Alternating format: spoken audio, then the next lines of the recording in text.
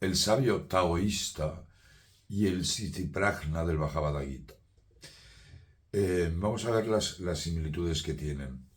Recordad que estoy haciendo una serie de vídeos comparando esas maravillas de caminos espirituales que son el Tao Te Ching. Aquí podéis ver un libro, uno de los que uso, y el Bhagavad Gita, que admite los caminos duales y no duales. El Tao es eminentemente no dualista. Y en el Tao se define la vía dual, que es la Advaita, y la no dual, que es el Advaita. Por cierto, soy Pedro Roney y soy el autor de este libro, El Yoga de la Sabiduría, que contiene la traducción del Bhagavad Gita de acuerdo a Gandhi, y además he traducido también toda la obra de Swami Vivekananda. Bueno, tanto el Tao como el Bhagavad Gita, dentro del Advaita Vedanta, describen el estado del sabio, es decir, el hombre realizado que ha trascendido a los pares de opuestos, es decir, las dualidades, y vive en perfecta ecuanimidad mental. Perdón, el capítulo 56 del Tao Te Ching y varios versos del Bhagavad Gita describen exactamente el mismo estado de conciencia, el del hombre que ha trascendido estos pares de opuestos como placer y dolor, frío y calor, elogio y crítica, victoria, derrota, etc. Y vive en perfecta ecuanimidad mental y unión con absoluto, con el Tao o con Brahman. El Tao Te Ching lo expresa con imágenes de un cierto aislamiento y humildad, y como veremos es la famosa frase de ser uno con el polvo. El Bhagavad Gita lo expresa en el contexto del campo de batalla de la guerra de Kurukshetra dentro del Mahabharata, y lo relaciona con la acción, con el karma yoga correcto y conforme al Swadharma, el deber personal, con un lenguaje bastante como más racional, filosófico y psicológico. Por tanto, estas son dos visiones de la misma realización no dual Advaita. El sabio taoísta y el Sitiprajna, que siempre me lío, del Bhagavad Gita son la misma persona, vista desde dos tradiciones espirituales diferentes. Es decir, el Tao Te Ching vendría a decir, hace tan insignificante que nadie pueda tocarte, mientras que el Gita diría, entre comillas, permanece tan firme como una montaña, de forma que nadie pueda moverte. Pero el resultado es idéntico. Vamos a ver algunas características. La primera sería, como hemos comentado, que el sabio no es afectado por los pares de opuestos. Es decir, el verdadero conocimiento va más allá de las palabras y las emociones duales. Y el Tao nos dice, quien sabe no habla, quien sabe no conoce. O originalmente es quien conoce no habla, quien habla no conoce, perdón. Mientras Krishna, en el capítulo 2, nos dice, aquel cuya mente ni le afecta la tristeza ni anhela la alegría, que está libre de pasión, miedo e ira, se llama asceta de segura comprensión. Quien no tiene apego por ningún lugar ni a nada, quien no siente ni la alegría ni el resentimiento, ya sea bueno o malo, su comprensión es segura. Como vemos, son diferentes formas de expresar la misma verdad. Esto implica también retirar los sentidos del mundo externo, al igual que lo hace la tortuga.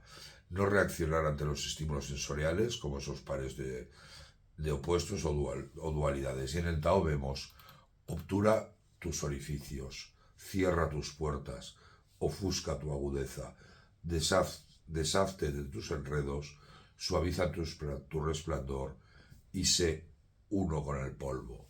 Reflexionar sobre esta palabra, ser uno con el polvo. Y el equivalente en el Bhagavad Gita sería el pratyahara, la retirada de los sentidos. Y hay un verso precioso del Gita, el famoso de la tortuga, que está en el capítulo 2 también, y dice, cuando el yogi, como la tortuga recogiendo sus extremidades desde todos los lados, aparta sus sentidos de los objetos, su sabiduría es firme. Y también nos habla del yoga de la ecuanimidad, que está definido también en el capítulo 2 del Gita, que dice, el contacto de los sentidos con los objetos produce frío y calor, dolor y placer. Esas experiencias van y vienen, no son permanentes, por tanto, sopórtalas. Y también implica la unión mística con lo absoluto, la realidad absoluta, el Tao o Brahman.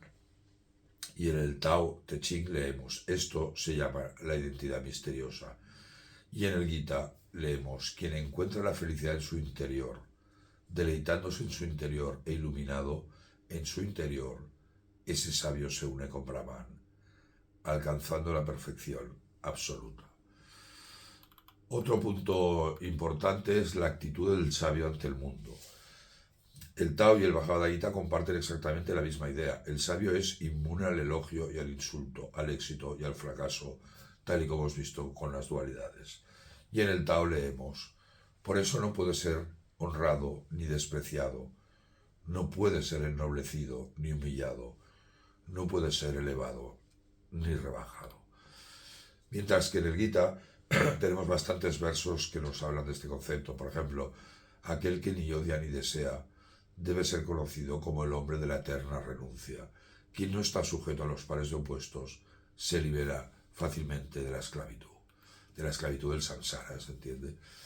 Y el famosísimo verso del Gita, que es uno de los grandes mantras, que es, asume por igual el placer y el dolor, el ganar y el perder, la victoria y la derrota, y prepárate para la lucha, así no cometerás pecado. Es decir, ambos proponen una acción espontánea, sin deseos ni aversiones. En el Tao leemos, practica el no hacer, el famoso Wu Wei, actuar sin actuar, saborear lo insípido. Mientras que en el Gita leemos, así como el ignorante trabaja apegado a la acción, así el sabio debe actuar sin apego, deseando el bienestar del mundo. El sabio taoísta deliberadamente se hace como opaco, uno con el polvo, como hemos visto antes, insignificante a los ojos del mundo. El Gita no lo afirma explícitamente, pero muchos de sus versos enfatiza la necesidad de la ausencia de ego y de ostentación. Por ejemplo, os leeré un par. Dice Krishna, un hombre de yoga obtiene la paz eterna abandonando el fruto de la acción. Quien ignora el yoga, egoísticamente apegado a los frutos de las acciones, permanece atado a ellas. Otro que nos dice, el hombre de entendimiento engañado, que restringe los órganos de la acción y se sienta a contemplar los objetos de los sentidos con la mente, es llamado hipócrita. Y también cuando define el perfil del Stiprajana, el sabio estable, y Krishna dice, aquel cuya mente no está perturbada por el dolor, que no anhela los placeres y está libre de apego, miedo e ira, es llamado el sabio de firme sabiduría. Y también vemos la definición del Jivamukta o el Gunatita, que le llamaba Gandhi.